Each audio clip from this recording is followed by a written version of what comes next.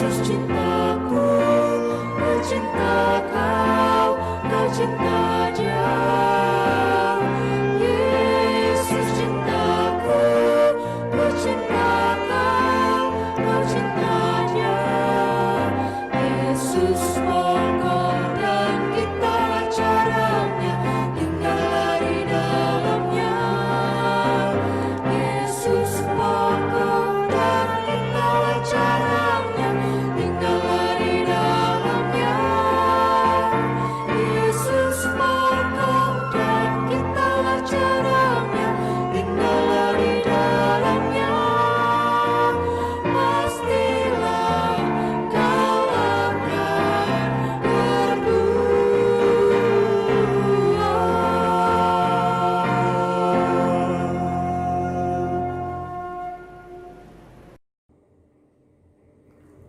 Selamat sore Bapak Ibu dan saudara-saudara yang dikasihi Tuhan. Saya berharap bahwa kita semua dalam perlindungan dan anugerah Tuhan, sehingga senantiasa sehat, senantiasa bahagia, dan tetap semangat di masa pandemi ini. Saat ini kita akan mengambil sebuah tema, yaitu murid Kristus yang mengampuni, dengan bacaan dari 1 Timotius 1 ayat 12 sampai ayat 17. Oleh karena itu, sebelum kita membaca firman Tuhan, mari kita berdoa. Kami mengucap syukur kepadamu ya Tuhan Yesus, untuk segala anugerah dan karunia yang Tuhan berikan dalam kehidupan kami. Saat ini kami akan bersama-sama untuk membahas firman-Mu. Kami mohon Roh Kudus menuntun kami, supaya kami dapat memahami dan menerapkan dalam kehidupan kami sebagai murid Tuhan yang senantiasa bersedia mengampuni bagi orang-orang yang melakukan kesalahan terhadap kami. Berkati kami semua Tuhan, sehingga kami menjadi murid-murid Kristus yang setia, yang taat, dan hidup penuh di dalam kasih. Di dalam Tuhan Yesus Kristus kami berdoa. Amin. Kita akan membaca dari 1 Timotius 1 ayat 12 sampai ayat 17. Ucapan syukur atas kasih karunia Allah. Aku bersyukur kepada Dia yang menguatkan aku, yaitu Kristus Yesus Tuhan kita, karena Ia menganggap aku setia dan mempercayakan pelayanan ini kepadaku. Aku yang tadinya seorang penghujat dan seorang penganiaya dan seorang ganas, tetapi aku telah dikasihinya, karena semuanya itu telah kulakukan tanpa pengetahuan, yaitu di luar iman. Malah kasih karunia Tuhan kita itu telah dikaruniakan dengan limpahnya kepadaku dengan iman dan kasih dalam Kristus Yesus. Perkataan ini benar dan patut diterima sepenuhnya. Kristus Yesus datang ke dunia untuk menyelamatkan orang berdosa, dan di antara mereka akulah yang paling berdosa. Tetapi justru karena itu aku dikasihani, agar dalam diriku ini sebagai orang yang paling berdosa, Yesus Kristus menunjukkan seluruh kesabarannya. Dengan demikian aku menjadi contoh bagi mereka yang kemudian percaya kepadanya dan mendapat hidup yang kekal. Hormat dan kemuliaan sampai selama-lamanya bagi Raja segala zaman, Allah yang kekal, yang tak nampak, yang esa. Bapak, Ibu, dan saudara-saudara yang dikasihi Tuhan, tema kita pada hari ini adalah murid Kristus yang mengampuni. Tanggal 31 Mei 1981 merupakan hari yang tak dilupakan oleh umat Katolik seluruh dunia. Pada hari itu, Paus Yohanes Paulus II ditembak di lapangan St. Petrus, Vatikan. Pelakunya adalah Mehmet Ali Arka, seorang residivis asal Turki yang menembak beberapa kali ke arah Paus Yohanes Paulus II.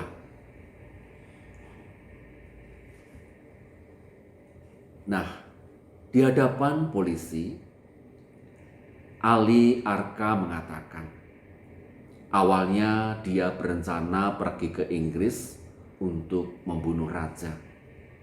Namun setelah mengetahui Inggris dipimpin oleh seorang ratu, niatnya batal. Pria Turki tak menembak perempuan, ujarnya saat diperiksa.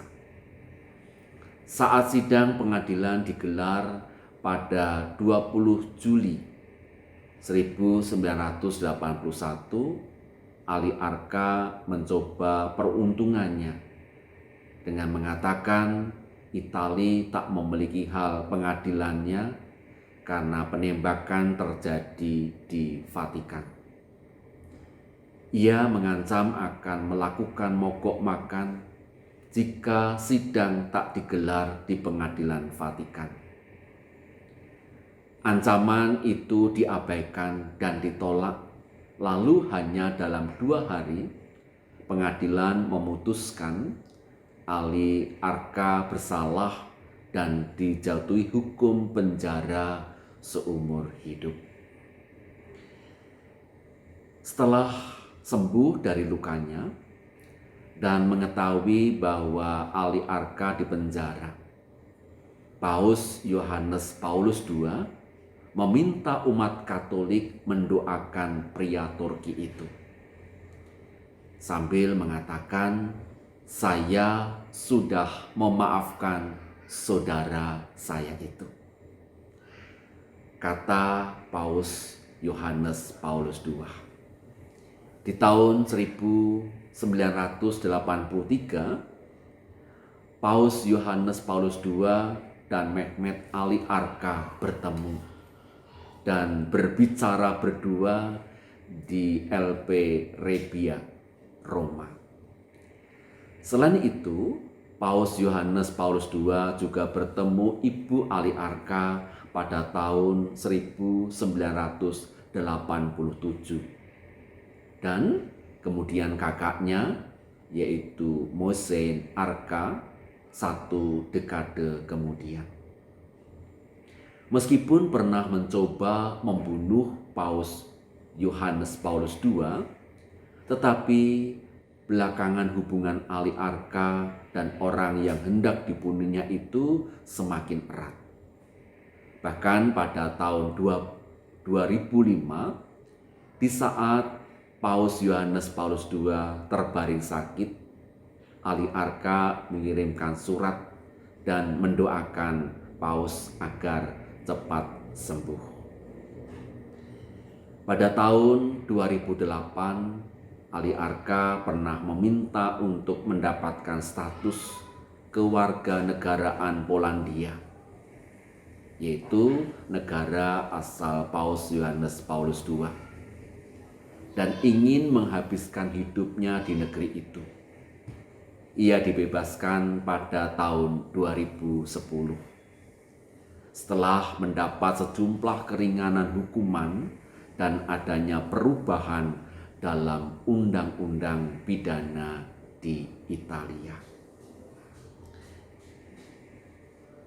Bacaan kita dari 1 Timotius 1 ayat 12 sampai ayat 17 berisikan surat Rasul Paulus untuk anak rohaninya Timotius yang berisi tentang ucapan syukur atas karunia Tuhan Allah.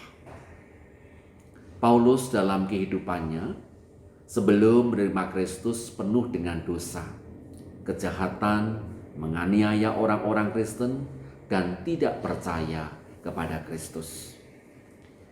Dalam pengakuan Paulus, kuasa kasih Kristus itu yang sudah mengubah sikap hidupnya, mengubah jalan pikirannya, berubah sikap dari jahat menjadi baik, dari melawan, mengejar orang-orang Kristen, berubah menjadi pemberita Injil, dan membela Kristus. Melalui perubahan hidup Paulus, oleh karena kuasa Kristus yang merengkuhnya, dia dikuatkan dan diselamatkan. Injil keselamatan yang diberikan Paulus membuat orang banyak di luar Yerusalem menerima Kristus. Paulus yakin dalam iman percayanya kepada Kristus. Oleh karena kuasa Roh Kudus, dia merasa berhutang dan terus-menerus memberitakan Injil Kristus. Karena Injil Kristus adalah kekuatan dan kuasa Allah yang menyelamatkan setiap orang yang percaya. Melalui kuasa Kristus, Paulus dipakai Tuhan untuk memberitakan Injil di luar orang-orang Yahudi yang selama ini belum percaya, menjadi percaya kepada Kristus sebagai juru selamatnya. Paulus mengatakan, oleh karena kasih karunia Yesus Kristus dalam kehidupannya, dia tahan menderita, dihina, direndahkan oleh orang-orang yang menganggap mengetahui pengetahuan tentang Taurat Tuhan. Kasih Kristus yang hidup dalam Paulus, itulah yang membuat dia mampu berbuat baik. Dia merasakan bagaimana kuat kuasa Allah yang merangkulnya itu, yang sudah menyelamatkan dia dari kuasa dosa dan kematian. Dalam salah satu buku terbitan BBK Gunung Mulia, ada seorang penulis yang menjelaskan, buku ini berjudul Aggression and Embrace. Lebih dimengerti tentang merangkul. Disebutkan bahwa ada 4 langkah ketika suatu proses rekonsiliasi terjadi, yaitu sebagai berikut. Yang pertama adalah membuka tangan. Perdamaian terjadi bila ada seorang yang berinisiatif. Membuka tangan berarti sebuah tanda mau terbuka pada sesama, tetapi sekaligus juga kesediaan untuk terluka. Bersedia malu kalau tidak ditanggapi. Pengampunan tidak akan terjadi bila tidak ada pihak yang mau membuka tangannya terlebih dahulu. Sama seperti anak Allah yang menjadi manusia, membuka diri pada dunia sebagai bukti kasih yang mau mengampuni. Harus ada yang berinisiatif. Yang kedua, yaitu menanti. Mengundang, memberi kesempatan orang lain untuk berproses dan memutuskan apakah orang lain juga mau membuka tangan. Hal ini berbeda dengan sikap eksklusif arogan, di mana orang membuka tangan tetapi segera menarik orang lain ke dalam genggamannya dan menguasai orang itu. Anak Allah tidak bertindak otoriter. Ia memberikan kebebasan, tidak memaksa dengan mengatakan kamu harus segera bertobat. Yang ketiga, yaitu menutup tangan dan berpelukan.